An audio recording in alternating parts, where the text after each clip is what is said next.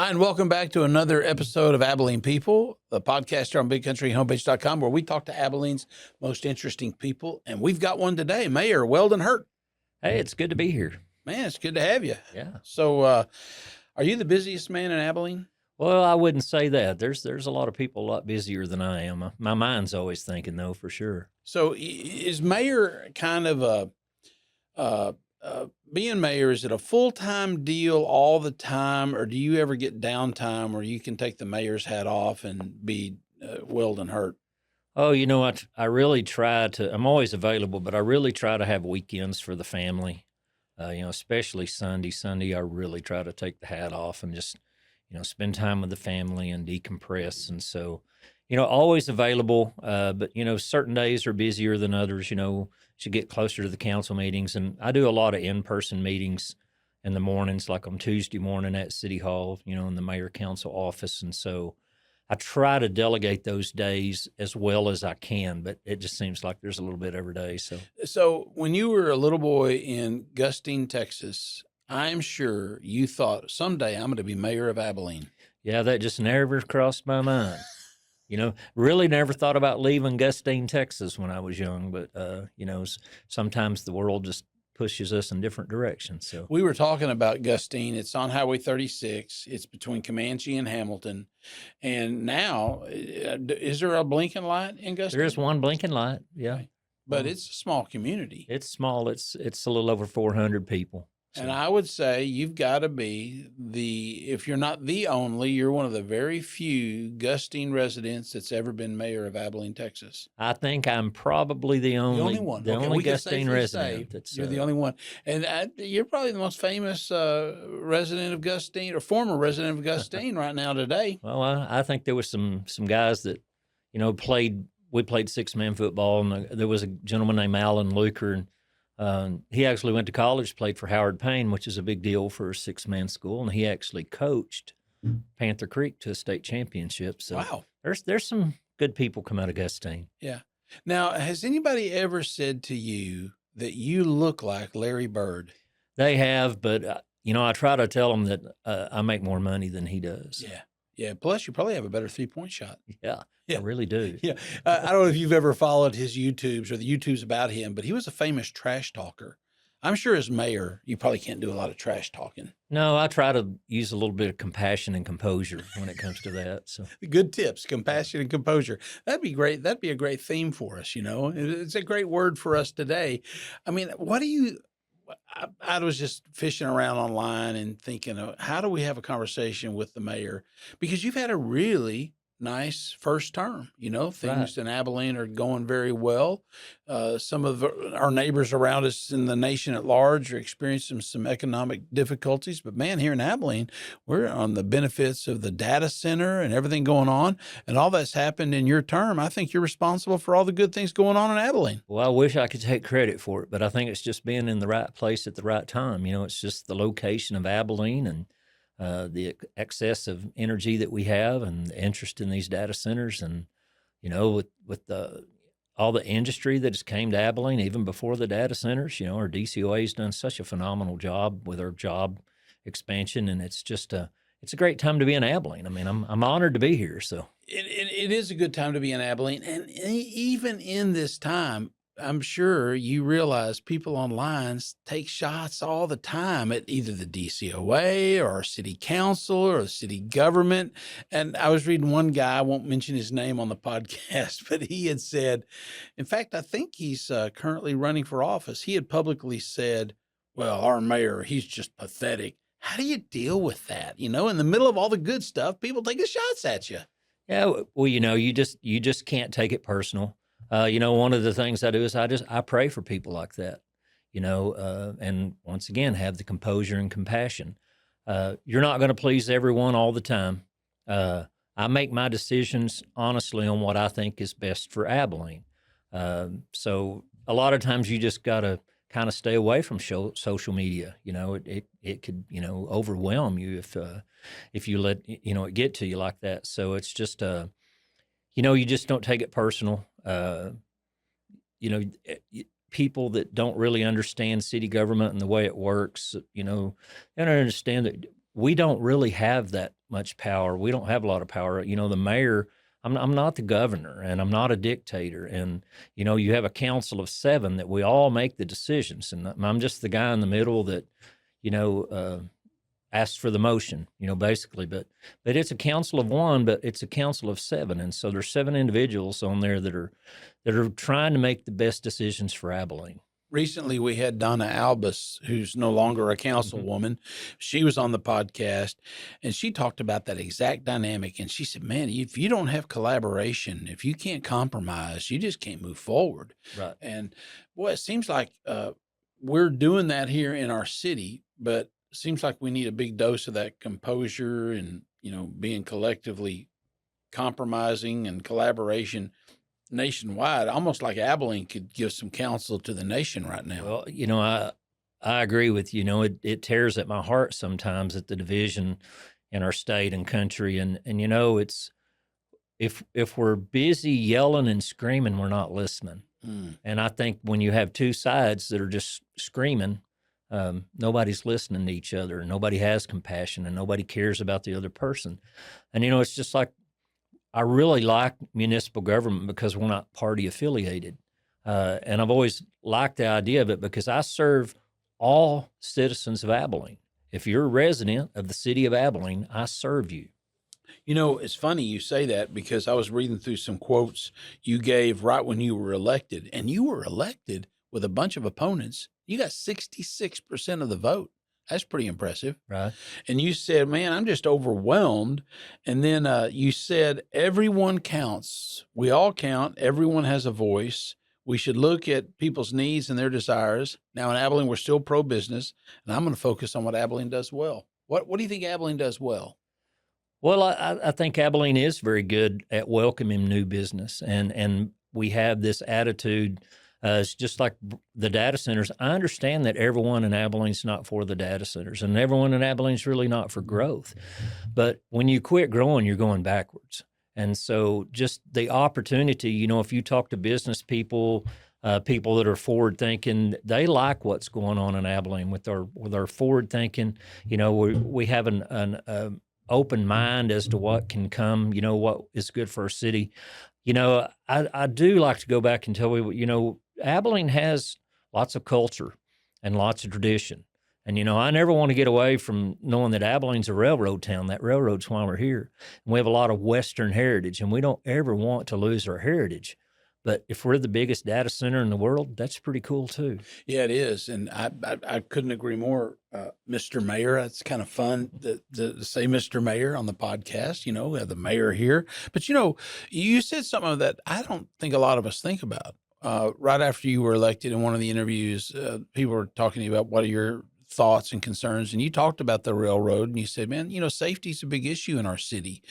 And we don't think about all the number of times a train comes down the track right through our city, and it's our heritage, but it's also a real safety thing, and we got to be safety conscious.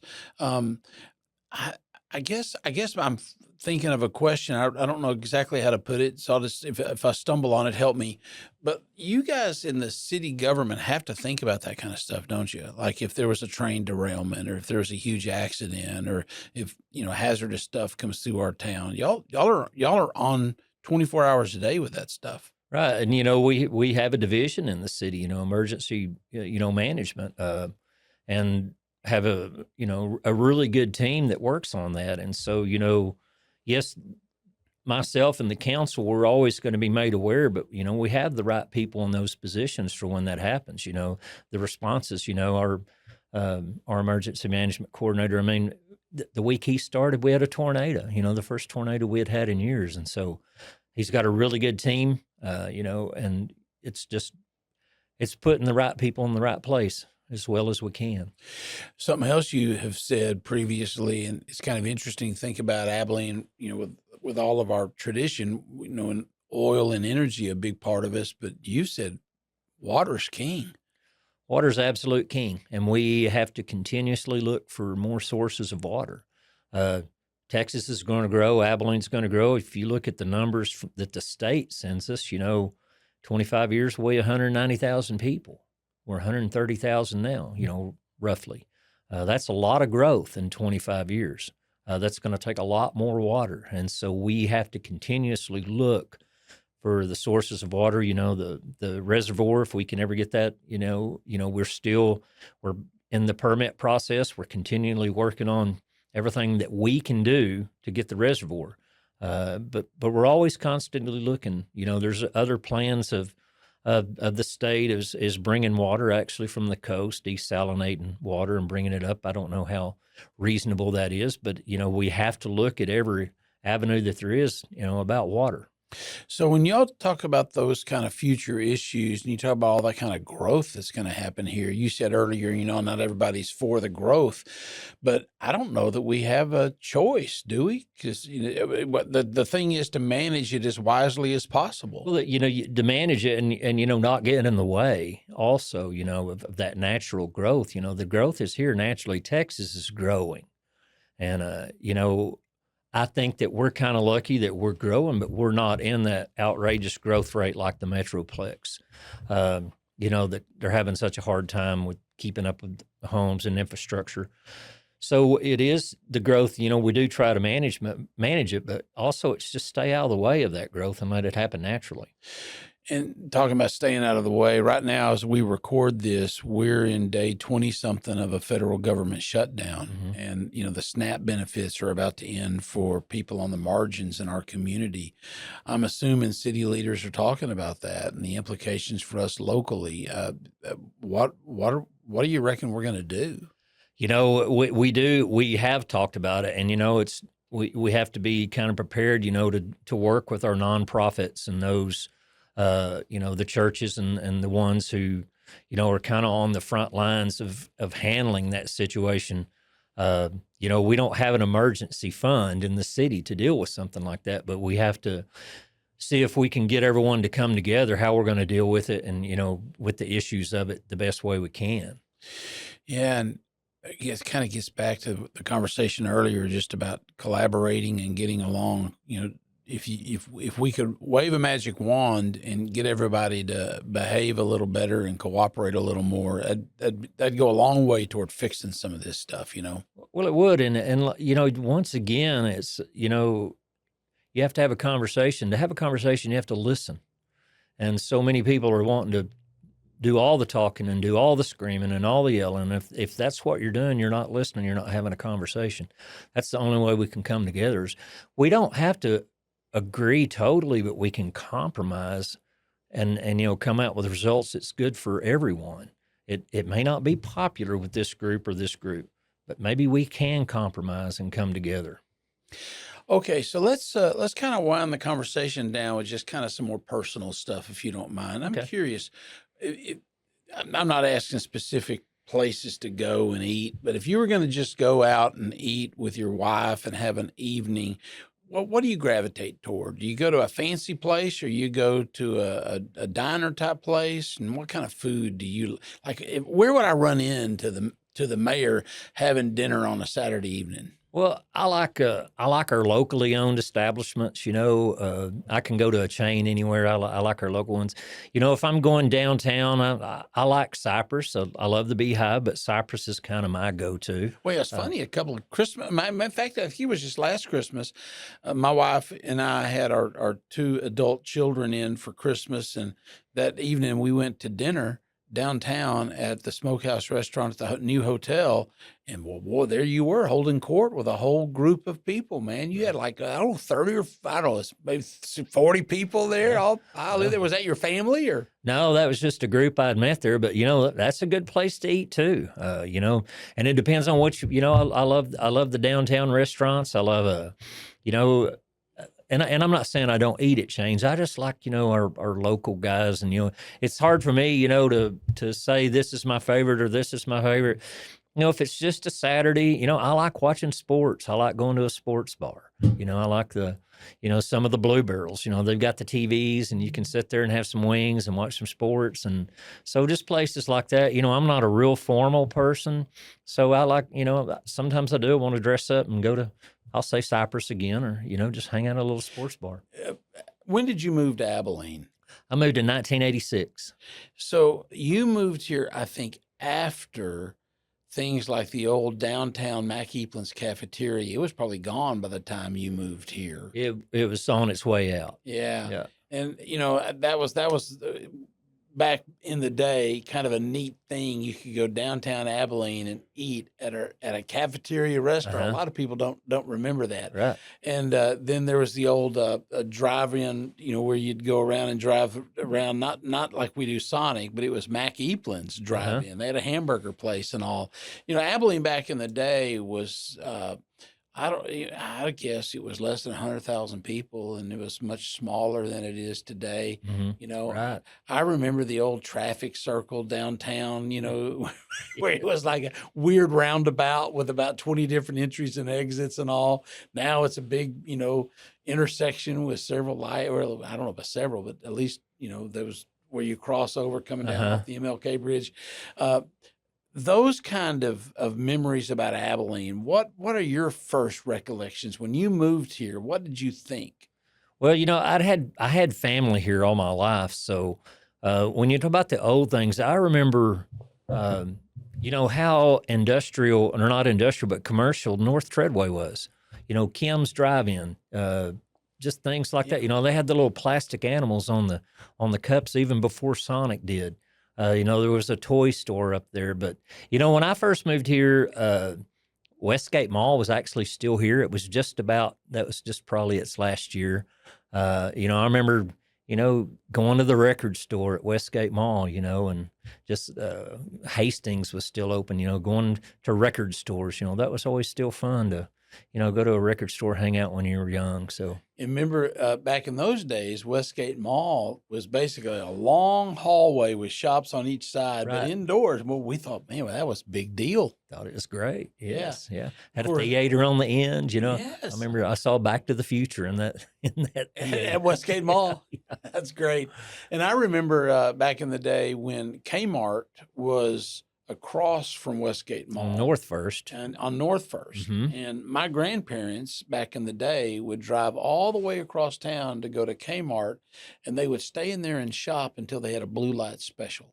And people, we don't even remember those kind of things now. That was a big deal to my grandma.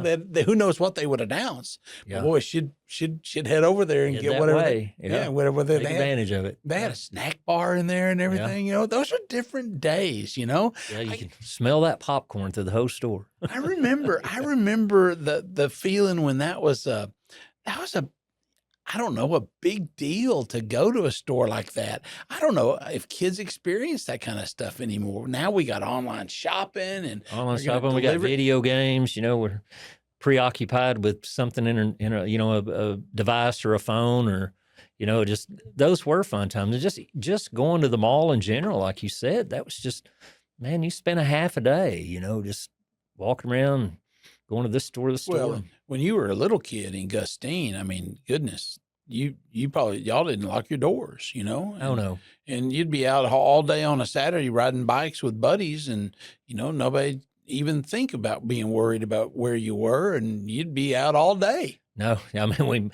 we might be down at the river, fishing, or just always something. We were just, going all day.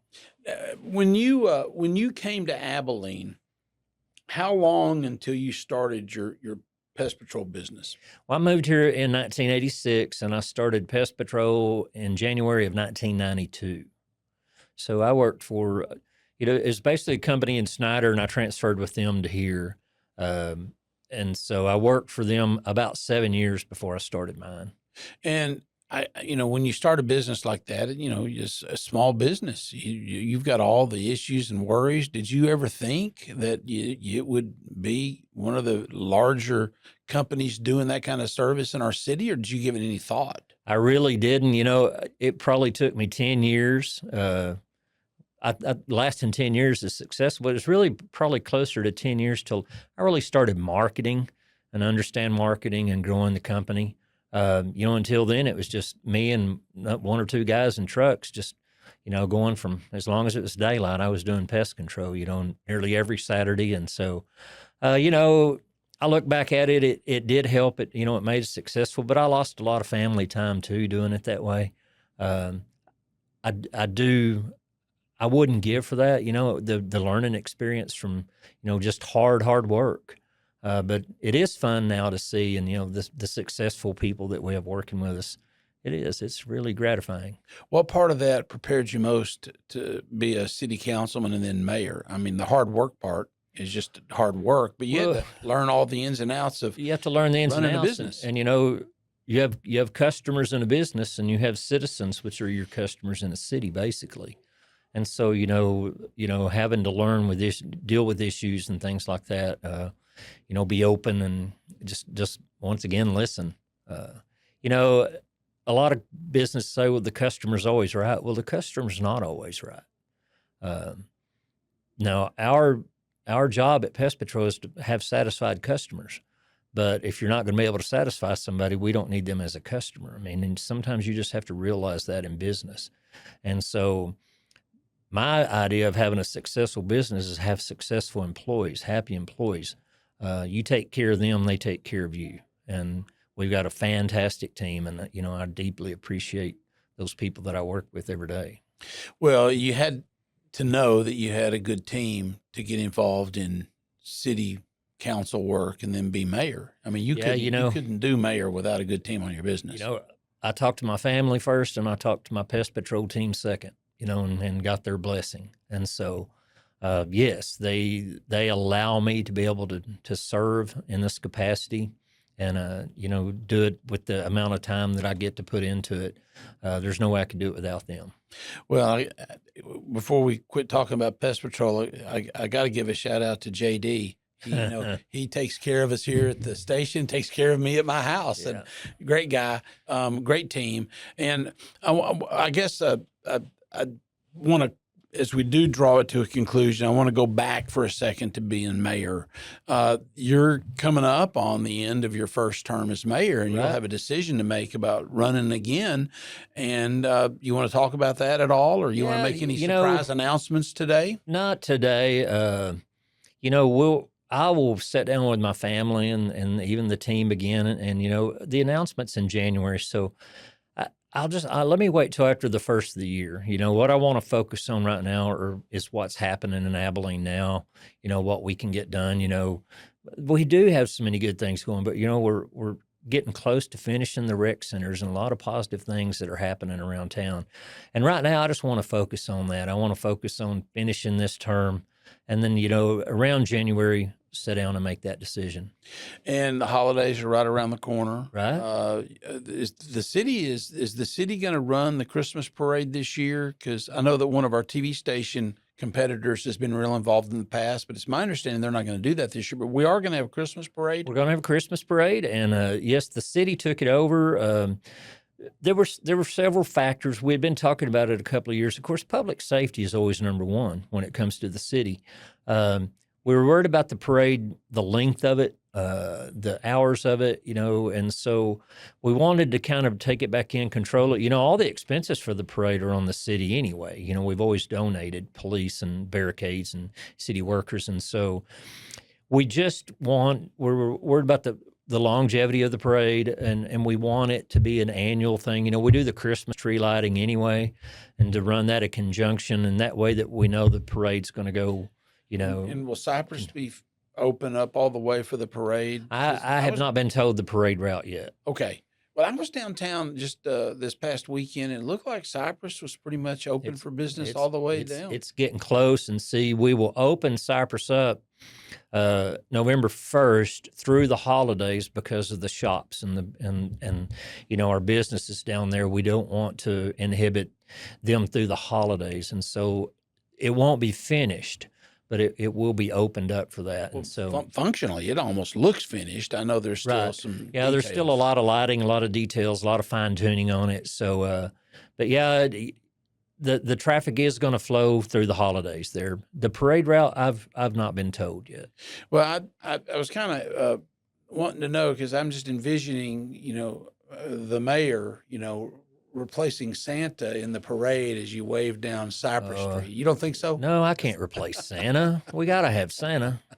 Mayor Weldon Hurt, great to have you on the podcast today. Yeah, it's good to be here. Always Really good to see appreciate you. You're a good man, and we're proud to have you as our mayor. And Well, that's something that I don't know that you hear real often. You know, Well, I'm blessed and honored, Well, and so to have somebody who owns a local business say, you know what, I'm going to serve the city in this way.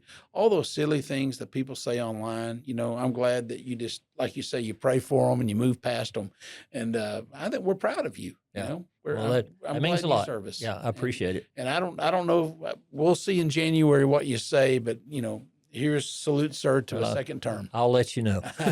All right. Well, great to have you on the podcast. I want to give a shout out to our producer, Travis Corrigan, TC, taking care of business over there on the switching board like he always does for us. I'm your host, Danny Sims. Thanks for joining us for this episode of Abilene People. Again, big shout out to our Mayor Weldon Hurt.